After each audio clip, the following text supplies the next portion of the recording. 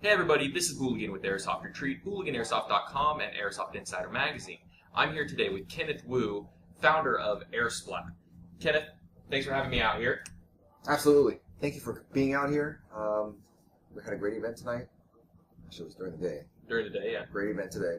It was, I think we had a great turnout. We were very fortunate. Thank you for all the fans for coming out here and making this such a great event. And we're very appreciative of how well it went. And yeah, it was a great turnout. About 2,000 people showed up. It was awesome. Awesome time. A lot of giveaways. A lot of guys slinging BBs out there. And it was fun.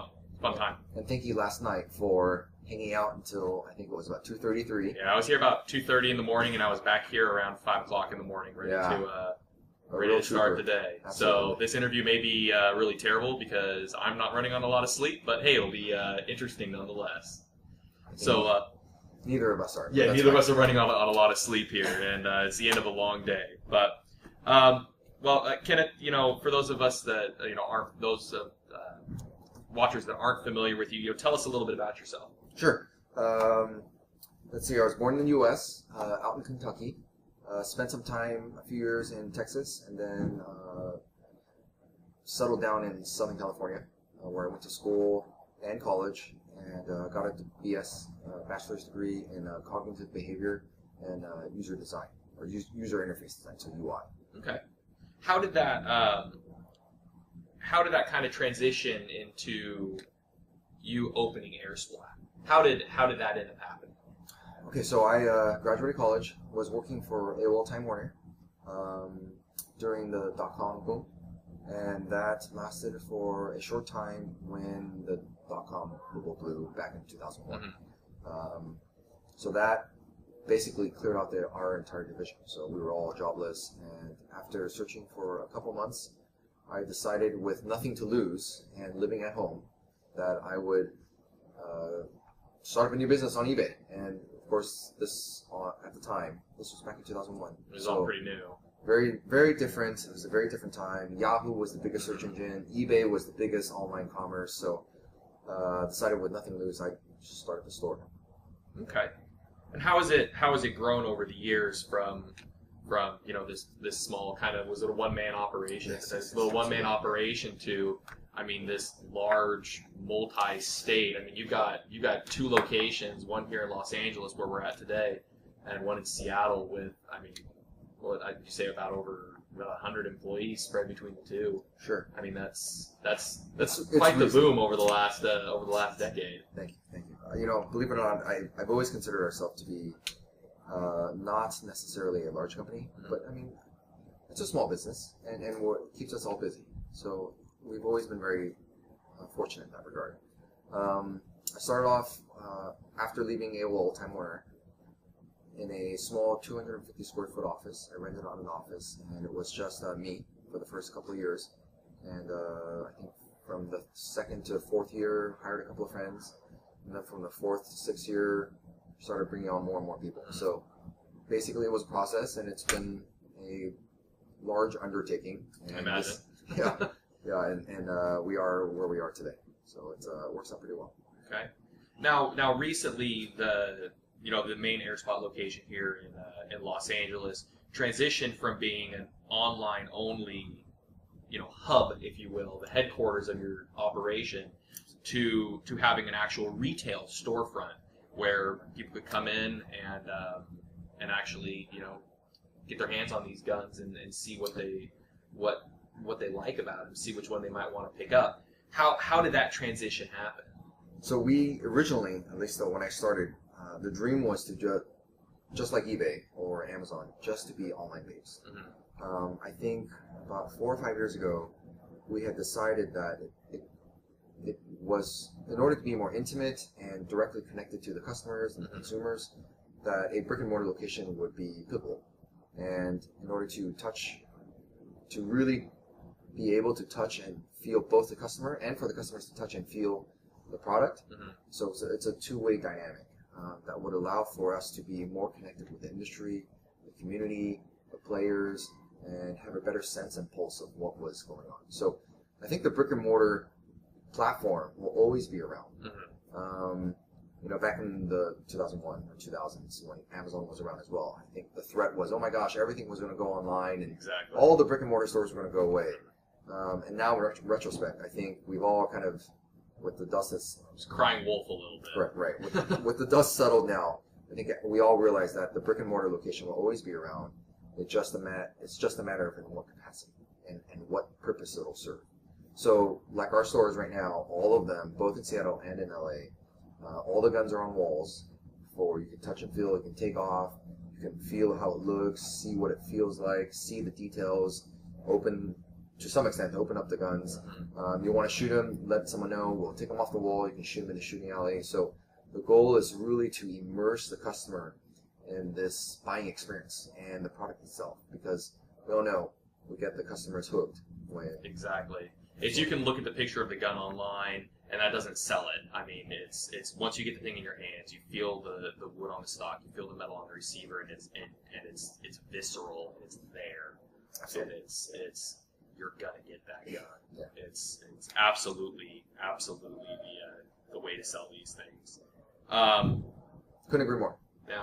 Now the question I have is, I mean, airsoft, as we know, if you go on the forums, if you go on any website, traffic is really high one day, then it's down for a couple of months, then it's really high. And it seems like there's obviously some ebb and flow to the demand for airsoft at a given time. And when are you seeing the busiest seasons for airsoft purchases?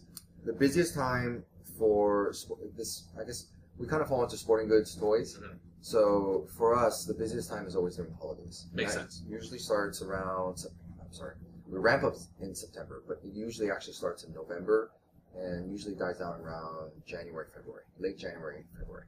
Okay. Now, when it's, these busiest times, I mean, to put this in perspective, to give, the average viewer an idea of how much product is being moved, I mean, about how many orders are you seeing go out the door on these, per day on these peak times? Sure. So during regular hours, we'll get thousands of orders a day. Once it comes to peak time, we'll get tens of thousands of orders a day. So it probably increases about 4 to 5-fold. So it's quite a significant uptick, and it requires quite a bit of ramp up. It sounds, it sounds crazy because it's, put it in something that the average person can understand. I mean, about, what does 1,000 airsoft orders look like? Yeah, it's it's really difficult to when you get to that sheer volume. It's really just a boatload of just orders and guns and product that's just going out the door. Sometimes it's very tough, and especially during the holiday time. Everyone's stressed. There's only so many hours in the day. We sometimes work 10 to 12 hours, especially in the holidays. We'll do 5, 6, 7 days in a row. 7 days in a row, it always gets tough because then you're basically back to back, week to week, full 60-hour weeks. Anyways, it gets pretty tough. The goal we try to push for all the people in the company that are involved with these orders, it's really just every single order is important. Keep in mind, you may have 10,000 orders in front of you. Each one of these orders is a Christmas present. And we remind them over and over again that even though you have 10,000 orders in front of you, each and every single one of these is important. And imagine it to be your child's present, your cousin's present, your niece's present. So we really try to drill this in to push and bring the fact that every single one of these is important. Because the scalability, when you go from several thousand orders to tens of thousands of orders, it's for someone to comprehend that and see the difference. Sometimes it's very easy for someone to just take it for granted. Mm-hmm. So we really push to hopefully keep that in check. And obviously, that many orders going out the door, it doesn't matter what industry you're in. There's going to be return rates. There's going to be products that maybe quit after a while. Airsoft guns are pretty complex, relatively complex mechanical designs. Sure. These machines that have dozens of moving parts inside of them, and sometimes things go wrong. What are you guys seeing on average as far as, like the number of I suppose it would be after sale concerns. Sure. So, somebody gets a gun that's not working, or somebody gets a gun that is maybe not the gun that was ordered, maybe the wrong color or something like that, the wrong box was checked somewhere along the line. What kind of volume are you guys seeing on after sale stuff? So usually it's about 1 to 2%. It's a little higher during the holidays. During the holidays, we're a little more lenient with any sort of policy. Basically, we already have a 90-day warranty. So a lot of times it's very lenient, but during the holidays it's especially lenient. Well, the techs and the reps are trained to, during this period for the month after the holidays, you ask one question, you do some basic troubleshooting, and if the customer doesn't get it, basically here's your RMA number, here's your tracking number, here's your label, ship the gun back to us, and we'll basically take care of it. So during the holidays there is about an uptick. About maybe double to triple the uptick of the normal season, but usually it's tracking about 1 to 2%. And it seems like it's still, even the busiest season, it's less than 5 out of for every 100 orders might have an issue. That's a pretty good rate. It doesn't matter what industry you're in. It's kind of par for the course. Now one of the concerns that I've seen from various websites, Reddit, different forums, things like that is if something does go wrong with an order, that sometimes it can be hard to get what the customer may seem as a proper resolution through the traditional channels, through filing the RMA or sending the emails. And oftentimes it seems like, not necessarily oftentimes, but sometimes it seems like, the person may have to resort to making a forum post or making a post on Reddit to get it to get the problem the visibility, so that it reaches maybe a manager or something like that. How could you see this improving on your end? Is it something is it a staffing, is it a training thing, or is it maybe just kind of the nature of the beast when it comes to the volume of returns? So staffing wise, we feel pretty comfortable with the people we have on board. They're very highly trained. They know how to handle the situation. And our system, the way it's set up, is every email that comes in gets responded to. Period, no matter what. They're not allowed to delete any emails. There are some junk emails left over at the end of the day, which are cleared out. But aside from that, everything has to be responded to. So we reply to every email. We do the best we can to answer every phone call. And I think we have a 99% rate of answering all phone calls. And there are some that drop within the first 1 to 2 minutes, which those are kind of fall into this gray area of whether or not a customer called to hang up or called to actually waited a minute and then got disconnected for some reason. So, but we usually are very good at that. We really strive for that. As I mentioned, we answer every single email. There are times when emails are not necessarily the most reliable. So there are times when either your email to us or the customer's email to us gets filtered out by our junk mail, or our reply back to the customer gets filtered out by their junk mail. So there is sometimes this filtering issue where sometimes there are miscommunications. But we do our best to answer these questions. If you have any issues, give us a call. We have phone numbers. We have multiple email addresses. Some are filtered differently than others depending on the volume of emails they get. It's a whole algorithm, and honestly, I don't know how it works either. But yeah, I won't profess to know that. Yeah. So by all means, if you don't get a response, let us know. Okay, and of course, allow us 24 hours to get back to you. Usually, it's within the same day. But again, if you don't, give us a call. It's a two-pronged approach. So on that end, we do the best we can. There are times when we aren't perfect, and some things will fall through the cracks, whether it be email filter, whether it be phone call disconnected, who knows, right? Or someone really dropped the ball. I've very rarely seen that happen, but sometimes it does.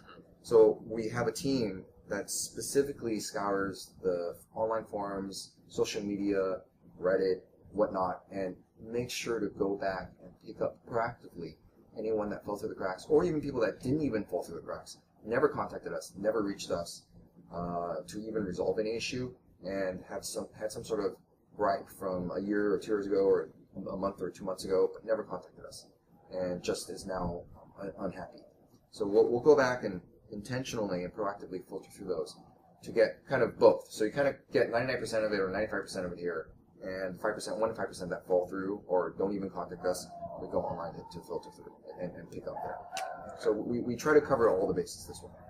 Okay, and it seems like it's a pretty good approach. And obviously, I mean, with the sheer volume of sales that happen, there are going to be occasional hiccups. It happens with every industry. Absolutely. It doesn't matter if you work at a grocery store, you work at an online retailer that sells shoes. I mean, it's going to happen. If you just do the sheer numbers, you got 10,000 orders a day, right?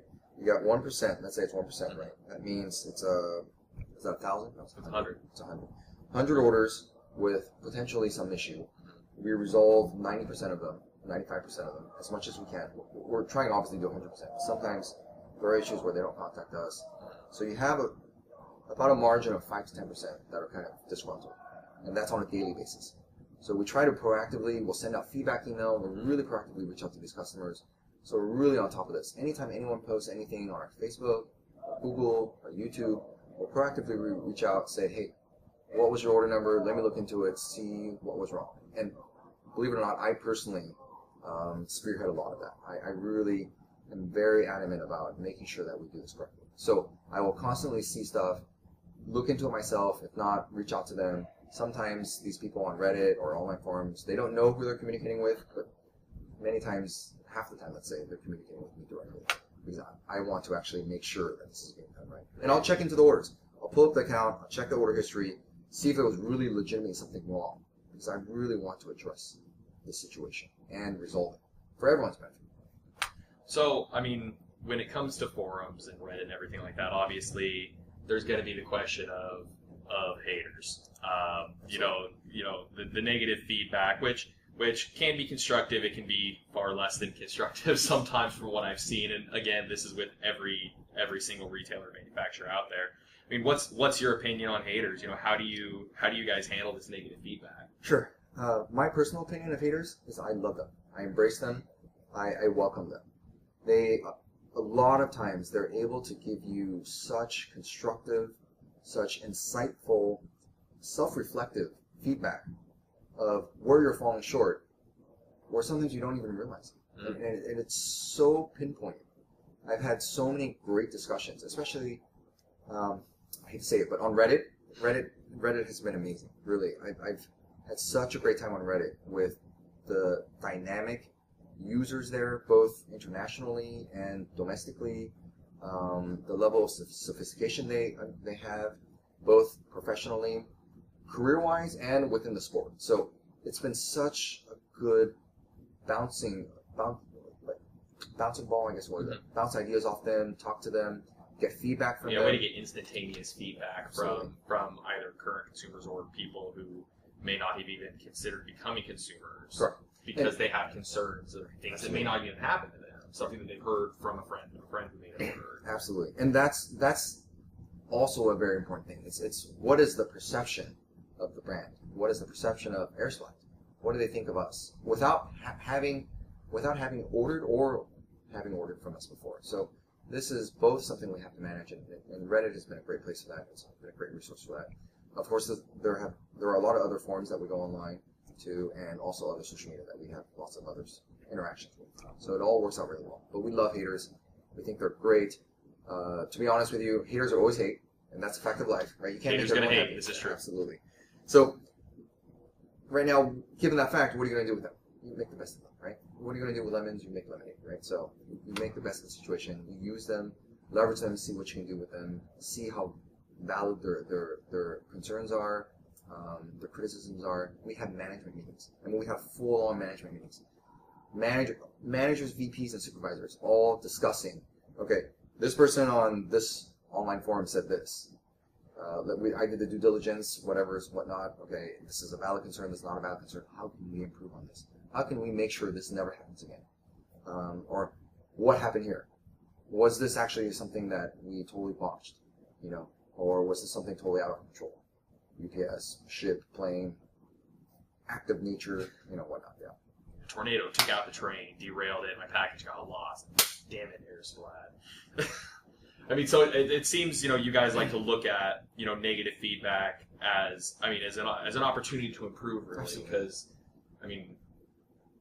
you have to kind of roll with it. Correct. mean, it's and I suppose it's the difference between constructive criticism and just criticism for criticism's sake. Because I mean, some of the criticism that you see out there, it's hey, Airsplat, how does it feel being worse than the Third Reich? I mean, just some stuff that we see. I don't like you because you're ugly.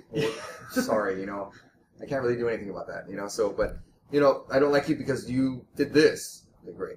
How can we fix this? What did we do wrong? How can we fix this for you? And then permanently on the back end, how do we fix this moving forward so this never happens again?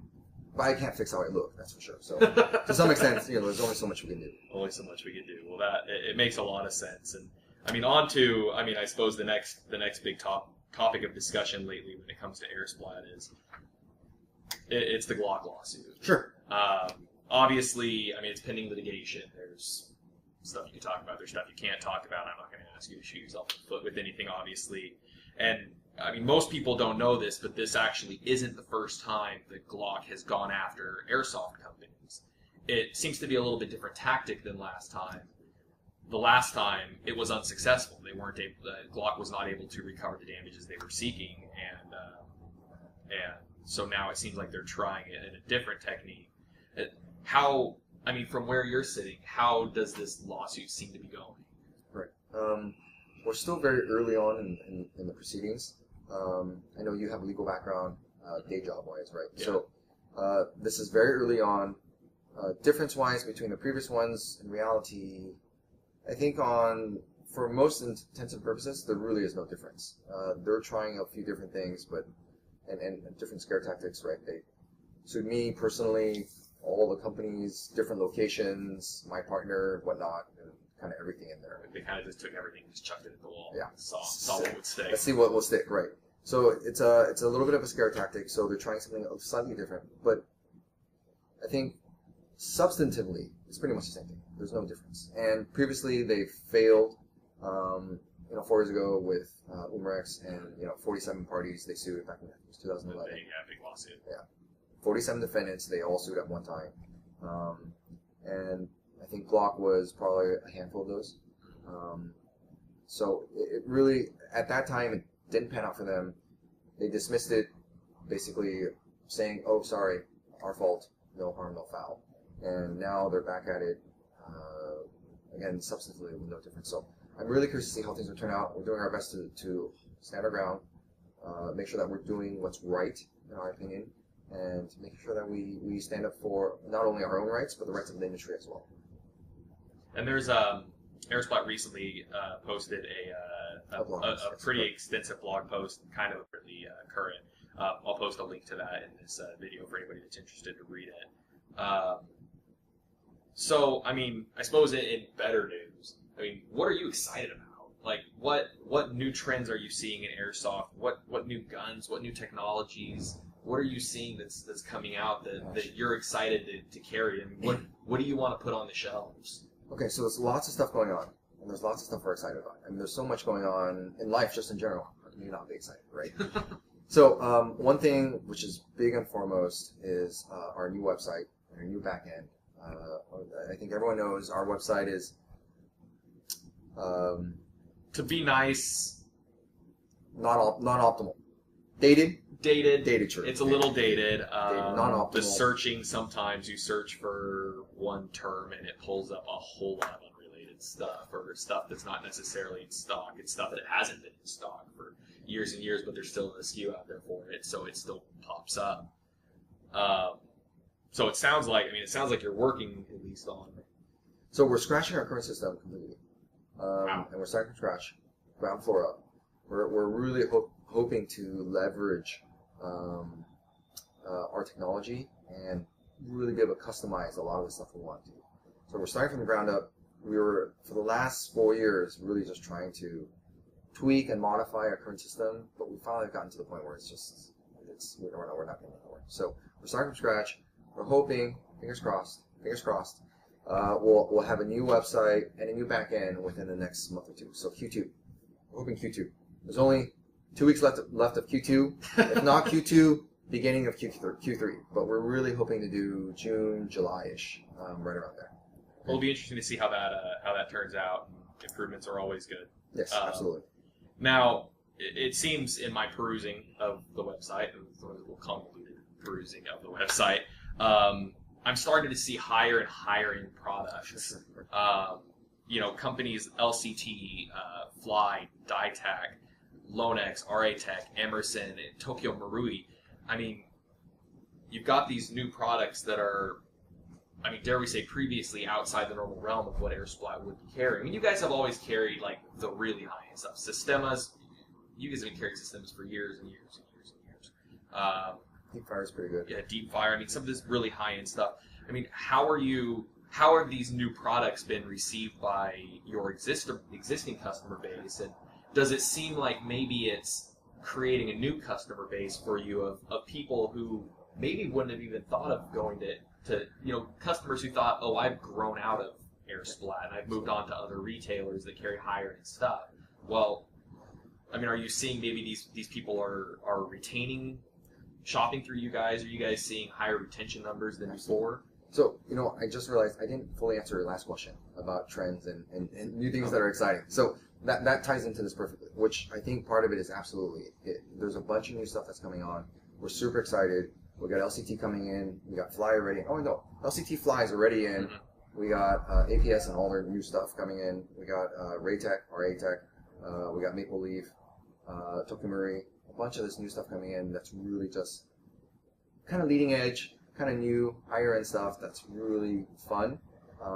And not necessarily high volume, but high quality. And really we're pushing towards that, and I think it'll be great. In regards to our customers, the way it affects it, we've noticed a higher retention rate for customers. So instead of starting with certain guns and then graduating to something else or someone else, they ended up coming back to us and continuing to purchase their next level gun, their next level gun, their next level gun. So it's been really great. We're really excited. We've gotten some great feedback, both from our users and from new customers. We love the fact that they're so on board for it and they're so excited, and the fact that we're able to bring something to the community that people are so appreciative of. So, I mean, that kind of ties into my next question, which is, I mean, you guys are, like to always be improving, and what do you feel that you guys are, and I'm going to ask you to be not humble here for a minute, I'm going to ask you to brag a little bit, sure. This is your baby, be proud of it. What do you feel Airsplat does better than any other airsoft retailer? That's great. Okay.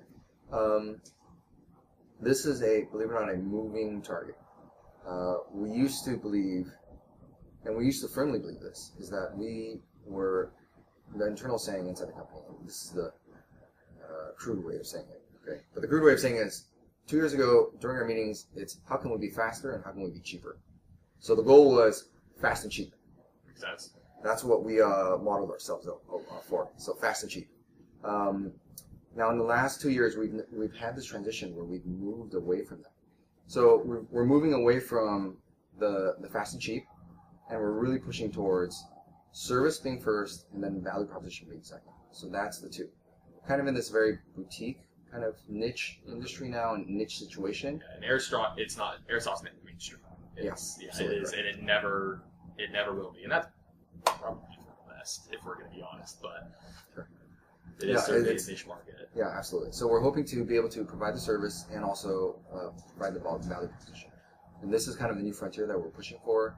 It'll be consistent with our website. It'll be consistent with the products we carry, and the new products that we push forward on. Okay.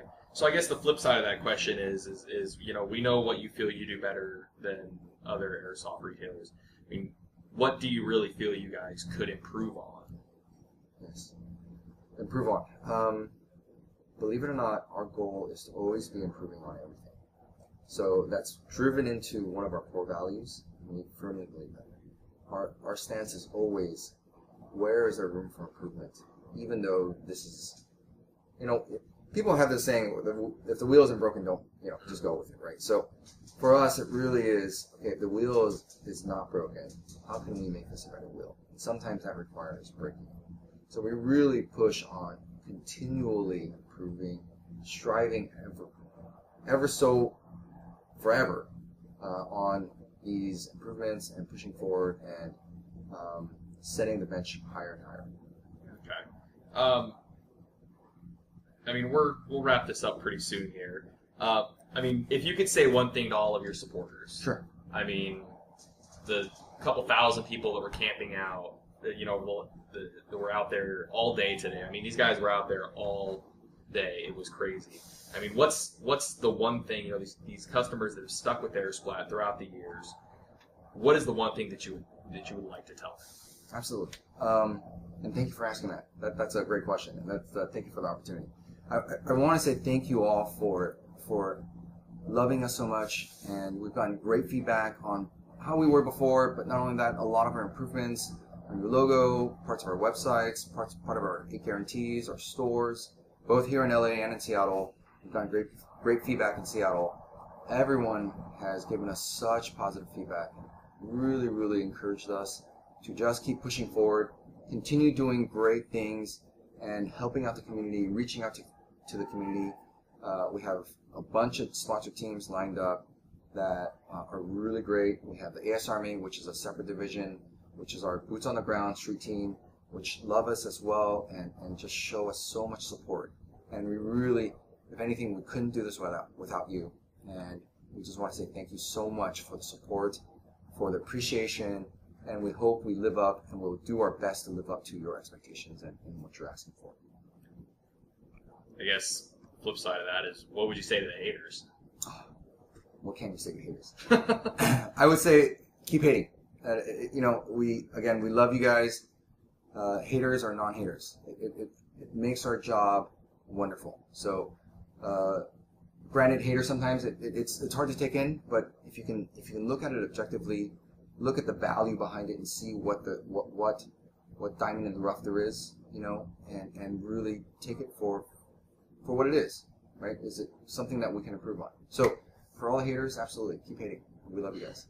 Nonetheless, we're equal opportunity lovers. Well, I guess the last question I've got is actually not even particularly related to airsoft. Sure. It's a little bit of life advice here. I mean, you started this company as a young entrepreneur, and you've grown it into a massive operation in a relatively short. I mean, I know you like to say it's a small business, and I suppose by the letter of the law, it's a small business. Right. But it's a pretty big small business. I mean, sure.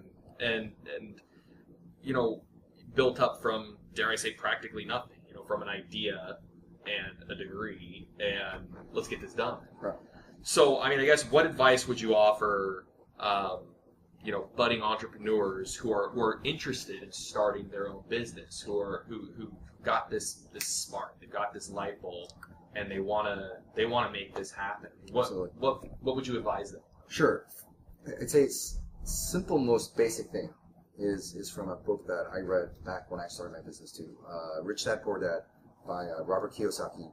And the one premise he basically goes over is mind your own business, meaning not stay out of my business, but mind your own business, meaning make sure that even if you're working a full-time job and you have a career, and you know it's only for 40 hours a week, you really have so much more time to do other things. And if you have a passion, go pursue it, follow it. But it doesn't mean you have to quit your job just to follow that passion. Follow your passion, do what you can with it, build it up so that you minimize or mitigate your risk on your exposure on potentially, you know, being jobless and your business not working either. So mind your own business, do what makes you passionate. If you get to the point where you realize you love it, you have a great passion for it, you have the discipline, you have the wherewithal, you have the ability to do a business, and you continue doing it, at that point it's almost an easy decision to move on to your passion as opposed to your career, right? And it's such a simple decision. So hopefully keep pushing on that regard. If you like Robert Kiyosaki and his books, or I'm sorry, if you like what that sounds like, which is Mind Your Own Business, I advise you pick up the book, give it a read. It's a real good book. It's really inspiring. Another one is Stephen Covey, is 7 Effective Habits of 7 People. That's an amazing book. The attorney that I work for, I suppose a lot of people don't know this, this is obviously not a full-time job for me. I actually work at a law firm full-term. And yeah, he's my boss is a Covey fanatic. Absolutely. And we're always sharpening our saw. Absolutely. Always sharpening our saw. And we hear all of the Coveyisms all day, every day. Coveyisms, yes. Those are 2 amazing books to read, especially if you want to do your own business. Those are 2 basic premises, I think, that you'll have to be proficient at. You don't have to necessarily master, but definitely be at least proficient at it. You know, reasonably proficient. I think it's lessons of life, and if you have the wherewithal, and you have the passion, you have determination, go for it, by all means. I think it's a great thing to do, and if you can have a positive impact on your community and the people around you and your family, why not? Well, hey, most interviews don't end with a homework assignment, but there you go. For all you budding entrepreneurs out there, a couple of books for you guys to check out. And on that bombshell, I'm afraid we're out of time here. But Kenneth, I want to say a big thank you for hosting me and for throwing on this awesome event. Absolutely. Having this interview with me, I really appreciate it. Thank you for having me. Thank you for coming out. Thank you for listening, for all you viewers that are watching through this. That have stuck around. Yeah, stuck around for I don't know, 10 or 15 minutes. But thank you very much, everyone. Oh, perfect. So be sure to check out all of the videos in my Inside Airsplat series, a 3-part series. I have 3 different videos. And as always, thanks for watching.